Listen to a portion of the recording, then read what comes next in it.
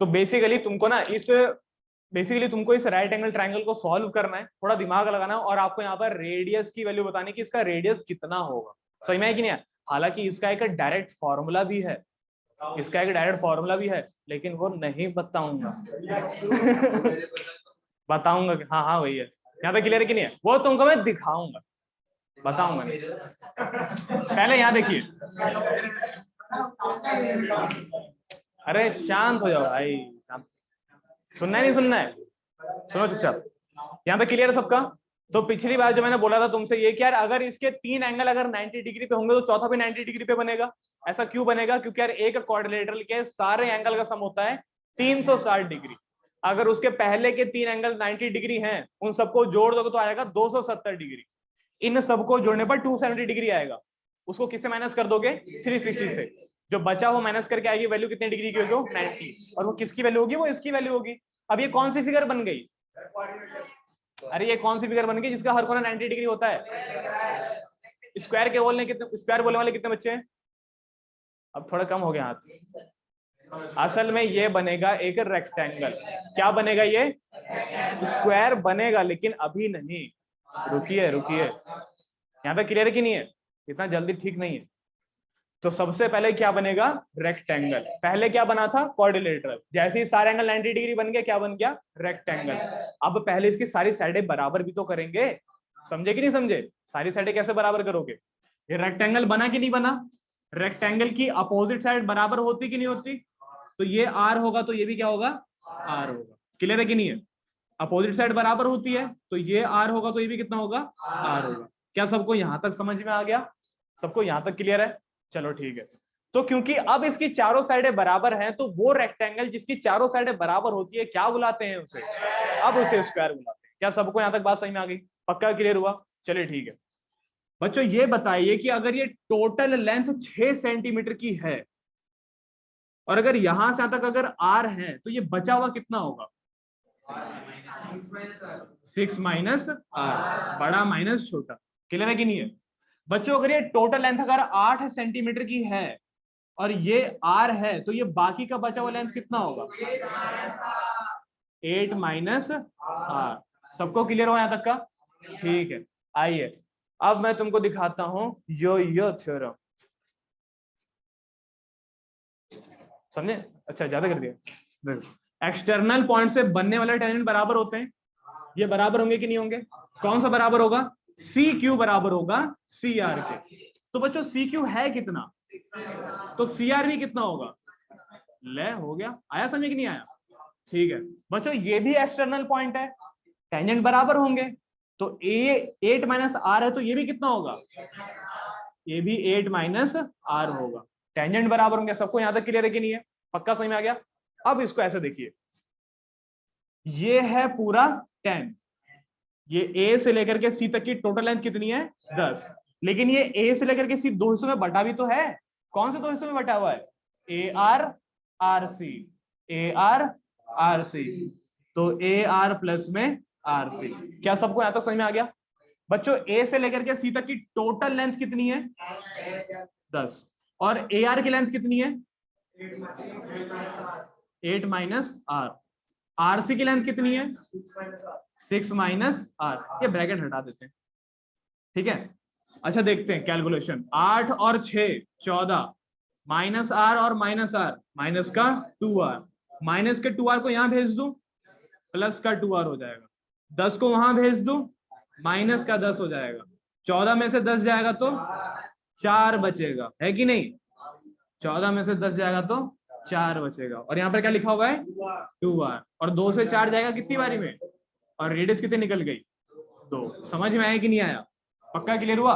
हालांकि इसका एक फॉर्मूला ये है, a plus B minus C upon में 2। ये कहां देख सकते हो? क्वेश्चन नंबर देखिए, कौन सा था वो? 44। 44 ना? क्वेश्चन नंबर 44 देखिए, ये प्रूफ किया गया है वहां पे। हाँ जी। ये कब अप्लाई करोगे पता है? ये तब अप्लाई करना जब 1 नंबर का क्वेश्चन हो।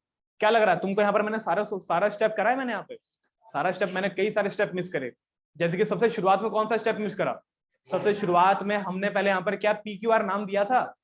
दिया था ना क्वेश्चन में, तो नहीं बोला गया था ऐसा, लेकिन हमने दिया ना, वहां पे लिखना पड़ेगा कि let the point of contact be P Q R. पहली स्टेटमेंट नहीं लिखी है यहाँ पे, समझ में आया कि नहीं आया? उसके बाद क्या हमने यहाँ पर ये क्वाड्रिलेटरल ऑब्जर्व किया था और उसका दिया हमने 90 डिग्री का एंगल निकाला था, क्या हमने यहाँ पर कहते हैं करके दिखाया ये वाला? नहीं करके दिखाया। तो वहां पर आपको प्रॉपर लिख करके दिखाना पड़ेगा कि यार in quadrilateral O P B Q ये 90 ये 90 ये 90, तो ये भी कितना होगा 90 डिग्री। ये करके दिखाना है। क्या मैं तुमको करके दिखाऊं या तुम अपने आप ट्राई करोगे इसको? बताओ, ट्राई करोगे इसको? तो यार ट्राई करना, सबसे पहले तो एक काम करना अभी से ना, जब तक तुम्हारा पेपर नहीं हो जाता है, 2 कॉपियां रखना अपने पास। एक होनी चाहिए तुम्हारे पास रफ कॉपी और एक होनी चाहिए तुम्हारे पास फेयर कॉपी। रफ कॉपी में क्या करोगे? रफ कॉपी में सॉल्यूशन करोगे, जो भी तुम्हारे दिमाग में आइडिया होगा, जो भी इस क्वेश्चन को करने का तुम्हारा तरीका होगा, वो रफ कॉपी में करिएगा। समझ में आया कि नहीं आया? रफ कॉपी में जो भी होगा, गलत होगा सही होगा, एक ना एक बार तो सही आएगा ना। जो सही होगा उसको फेयर कॉपी में उतार लेना। इससे होगा पता है क्या? जब हम फेयर कॉपी में कोई सॉल्यूशन उतारते हैं ना, तो हम अपनी पूरी कोशिश करते हैं कि यार वो सॉल्यूशन गलत नहीं होना चाहिए, उस क्वेश्चन का हर एक स्टेप सही होना चाहिए। कोशिश करते हैं ऐसा हम लोग, सब लोग करते हैं ऐसा, विकास को छोड़ के। वो सीधा आंसर से शुरू करता है। यहां तक समझ में आई बात की नहीं आई है? विकास पता है कैसे सॉल्यूशन करेगा ये पेपर में आएगा? तो वो सीधा यहीं से शुरू करेगा, वो सीधा वो बाहर में जाएगा, क्योंकि वो समझता है कि आगे वाला बहुत इंटेलिजेंट है, वो इतना तो समझ ही लेगा। मैं यहां से बता देता हूँ, क्या पता उसको ये ना आता हो, समझ में? वो यहीं से मान कर करता है एकदम। तो ये है। तो भाई जब तुम रफ कॉपी में सॉल्यूशन करोगे ना, तो रफ कॉपी में सॉल्यूशन कैसे होंगे? रफ होंगे, लेकिन आंसर आ जाएगा। फेयर कॉपी में क्या करोगे? फेयर कॉपी में एक एक स्टेप तुम उतारोगे जब, तो उसका पीछे का एक प्रॉपर लॉजिकल रीजन होगा, और जब तुम ऐसा करोगे ना, तब तुम ज्योमेट्री में कसम से बता रहा हूँ परफेक्ट अपने आप ही हो जाओगे। यहाँ तक क्लियर है कि नहीं है? कई सारे बच्चे मेरे को यही एक बात बोलते, पता है क्या? कि भैया हमारी क्या कहते हैं, ज्योमेट्री हम समझ तो लेते हैं लेकिन हम कर नहीं पाते। भाई करने का यही एक तरीका है। मैं ज्यादातर उनको बोलते बोलते थक गया हूं कि भाई प्रैक्टिस करो। लेकिन एक चीज है जो मैं बताना भूल गया था, कि भाई कम से कम 2 कॉपी रखो अपने पास, एक रफ कॉपी और एक फेयर कॉपी। रफ कॉपी में अपने आइडियाज लिखो और फेयर कॉपी में बेस्ट आइडिया को लिखो। समझ में आया कि नहीं आया? ये पेपर तक फॉलो करिए, मैं कसम से बता दूं तुम्हारे आंसर राइटिंग सही हो जाएगी। मैथ की साइंस भी तो करते हो तुम लोग बैठ करके, हिंदी विंदी की भी तुम्हारी सही हो जाएगी अगर तुम लोग ट्राई करो उसमें। तो यहाँ पे क्लियर है कि नहीं है? नहीं समझे बात को? क्या आप ये क्वेश्चन पूरा कर लोगे? क्या सबसे पक्का ना? देख लो। चलिए ठीक है, फिर कुछ होमवर्क है, उन क्वेश्चन को नोट करिएगा। 31वां यार वही तो बताना था। इसको मिटा दूं? अब मिटा के देता हूं, बगल में बता देता हूं। Question number 31। क्वेश्चन नंबर 31 ये है कि यार एबीसीडी क्या है? एक तरीके का क्वाड्रिलेटरल। अच्छा, एक क्वाड्रिलेटरल एक कोने पर 90 बना सकता है? पक्का? फिर इस क्वाड्रिलेटरल का नाम क्या हो जाएगा? अरे बंद करो। अगर एक क्वाड्रिलेटरल अपने एक कोने पर 90 डिग्री का एंगल बनाता है, तो उस क्वाड्रिलेटरल का नाम क्या हो जाएगा?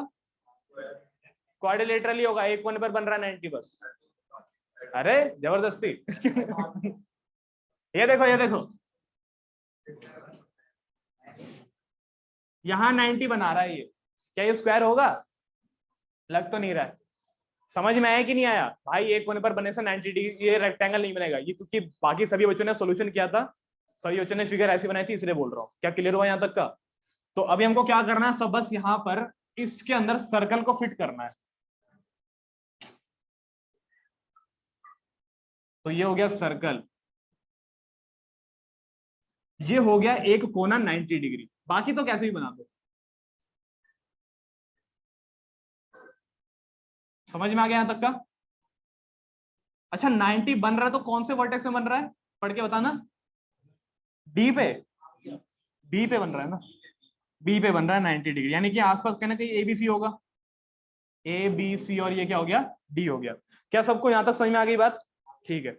तो ये हो गया तुम्हारा क्वाड्रिलेटरल। कह रहा है कि ये क्वाड्रिलेटरल जो है ना, वो अपने अंदर सर्कल को इंस्क्राइब कर रहा है। हालांकि यहाँ पर क्वाड्रिलेटरल एक आसान से वर्ड का इस्तेमाल कर सकता था, उसका वर्ड का नाम क्या था? Circumscribe. A quadrilateral circumscribing a circle. एक क्वाड्रिलेटरल अपने अंदर सर्कल को फिट करता है। जब भी कोई क्वाड्रिलेटरल अपने अंदर सर्कल को फिट करने की कोशिश करता है, सर्कल क्वाड्रिलेटरल के साइड को टच करता है। नहीं समझे बात को? सर्कल क्वाड्रिलेटरल के साइड को टच करता है ना, ये रहे कौन साइड, कौन से, अच्छा वो कौन से पॉइंट पे टच किया जाता है? पॉइंट ऑफ कांटेक्ट पे। क्लियर है कि नहीं है?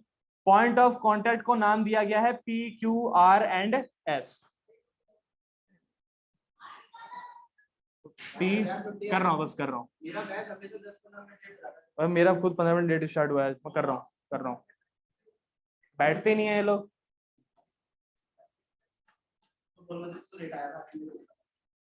इसको मत बोलियो, इसको सीधा मारना है। वो यहाँ तक क्लियर है कि नहीं है? समझ में आ गया यहाँ तक का क्या हुआ? तो एक जगह पर नहीं आया। ये कौन था? चल ठीक है, गोलू मोलू इधर देख।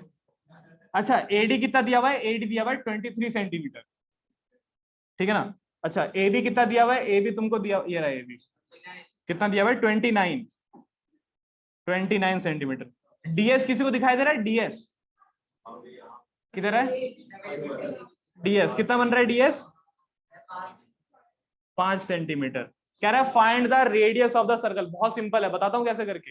ऐसे करके ये समझ में आ गया था? ये सेंटर होगा, ये 90 बनाएगा दोनों तरफ, 90 क्लियर है कि नहीं है? अरे ये क्या, ये तो पिछली बार की तरह दोबारा से स्क्वायर बन गया। क्लियर है कि नहीं आया तक का? अबे ये लेना, समझ में आ गया? अब मेरी बिल्ली मेरे को में यहाँ तक क्लियर है कि नहीं है? पक्का बात समझ में आ गया यहाँ तक का? अब ये बताइए कि आप इसका रेडियस कैसे निकालोगे? अच्छा ये अगर r है तो ये कितना होगा? ये अगर r है तो ये कितना होगा? 29 माइनस r 20। अरे यार 29 माइनस r, ये होगा कि नहीं होगा? बच्चों ये अगर 5 है तो ये कितना होगा? 18। एक्सटर्नल पॉइंट से बनने वाले टेंजेंट बराबर होते हैं, तो यानी कि ये तुम्हारा एएस जो है वो तुम्हारे एपी के बराबर आएगा। एएस कितना है? हाँ एपी कितना है?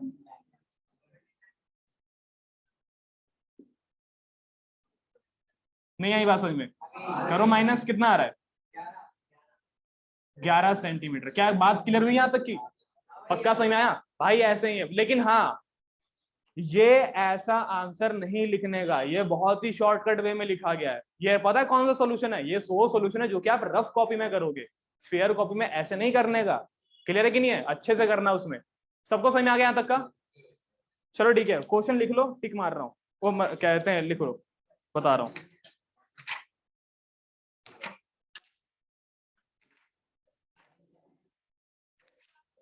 क्वेश्चन नंबर 28 से लेकर के,